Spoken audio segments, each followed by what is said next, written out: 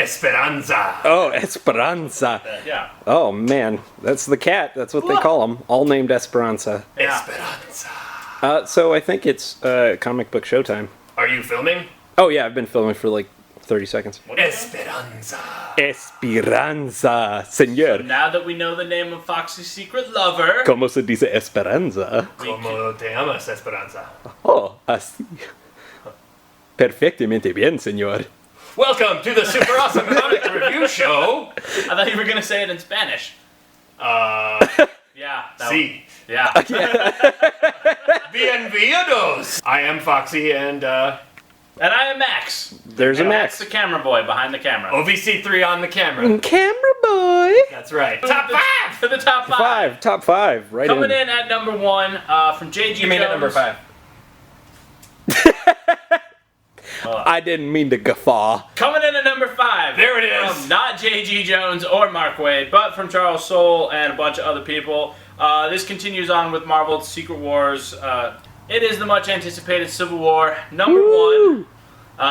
It was a solid issue. As usual, Charles Soule turns in, solid, good work.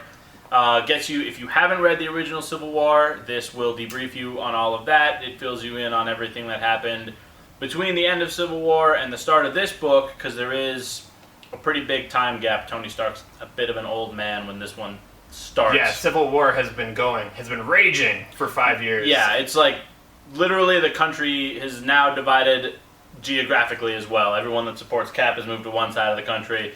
Everyone that supports Iron Man has moved to the other side of the country. No, I was going to say, I think that's how it should be. Like, if you're a Democrat, let's get the you red live... states and the blue states. Just, and- Lionel Francis, his art is great. Captain America's the general of an army on one side of the country. Tony Stark's the president. Number 4. There's no walls.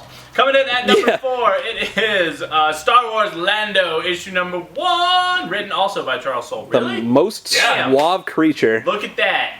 Coming in twice on the top 5. Way to go, Soule. How did you feel about Alex Maleev's Lando art? I really liked the art in it. I thought it was stellar, and I love that they're exploring a part of the Star Wars universe and mythos that has never been touched before, which made it as much as I've loved all the other Star Wars books, all the characters, the general direction that everything's going. I have no idea how Lando gets from where he's at now to the Lando we meet in Empire Strikes Back.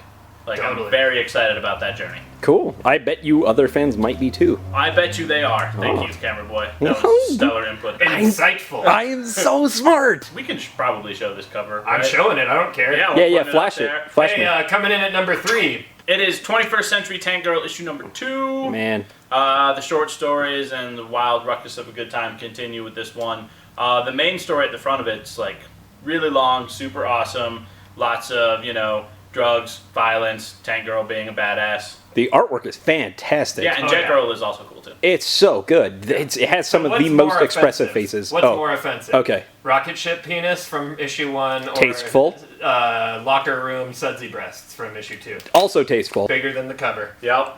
Yeah, huge, right? Yeah. So big.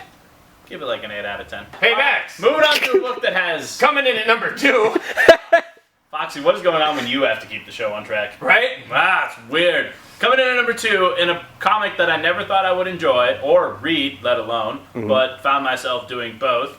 It is Archie number 1 by Mark Waid and Fiona Staples. Number 1. How can a book about a bunch of high schooler students do absolutely nothing be entertaining? Well, you have Mark Waid write it, and you have Fiona Staples illustrate it. Archie and Betty have broke up at the beginning of this comic, and it's a serious thing, guys! Wait a spoilers! It's not a spoiler alert! But also, I must say, my one complaint is this only has 20 pages of art, which I guess is becoming kind of an industry I was going to say, standard, as far as I know, that is standard. 20 pages is killing me. That's all I'm It saying. reads longer Especially than with Fiona Staples being such a killer artist. Yeah. Fiona Staples from Saga, for the one person who might not Saga's know. never 20 pages. Saga's No, always Saga's 4. dense. that. Yeah. 2, right? I don't know how many, but they always do more. Yeah. Yeah. And lots of covers on this, lots of cool guest artists. And then there's a backup feature that does fill some more pages, but it's not Fiona Staples, it's Classic Archie. Yeah. So, And this one was Classic Archie 1.